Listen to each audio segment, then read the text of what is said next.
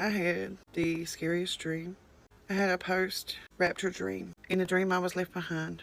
The dream started with me running down the road with other people, and the people were pouring out of their homes. They were screaming for their children. I heard lots of mothers screaming, banshee screams for their children, because all the children were gone. There was no children in my dream. No babies, no young children. Everybody was grown or very much teenage and up. I heard men cursing God. I heard people saying things like, I wish I would have listened to my grandmother. Jesus took them. They're gone. It's too late. Why didn't I listen? Why didn't I get saved? Why didn't I listen to my mom? Why didn't I listen to whoever it was? Why didn't I listen? Why didn't I care? And then, oh, it was just so bad. People's eyes around me, the people began to go really crazy. When I say crazy, like there was this, like they were changing. They weren't themselves anymore. Like they were being taken over, and I could see everybody's eyes around me changing. Their eyes were turning yellow and red with fire, and it was awful. And there was no feeling of safety. I knew there was no safe place to go. There was no good place to go. There was no love, no kindness, no joy, no peace. And everybody was losing it. And their eyes began to be fiery red and yellow. And the sky was filled with smoke and fire just falling all around us. And the earth was shaking under our feet.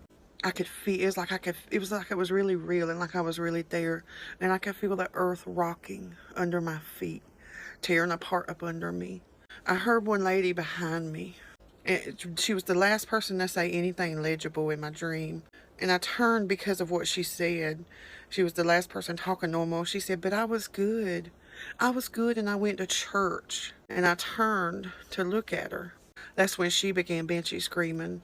And her eyes began to turn red and yellow. The earth was being basically destroyed before my face. But that's what it was like. It was awful. I cried that whole day. I woke up in fear. I couldn't hardly go back to sleep. I had to be close to my husband.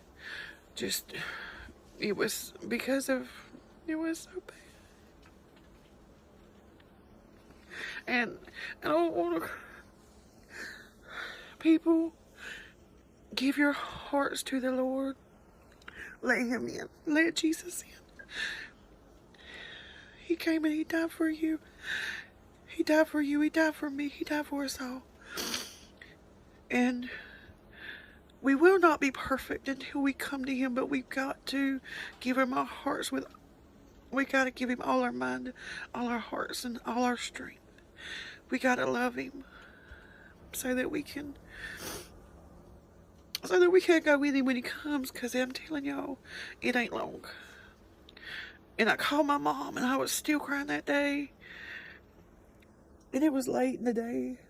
It was evening time, and I was still crying. And she's like, baby, the Lord gave you that dream to tell people. You got to tell people. So I'm telling y'all, give your heart to the Lord. Do not be left behind. It's not where you're going to want to be. I assure you, and I assure you it's true. His coming is true. And He says, I'm coming as a thief in the night. So you might think you have time to live how you want to and get saved later. But you really, really don't.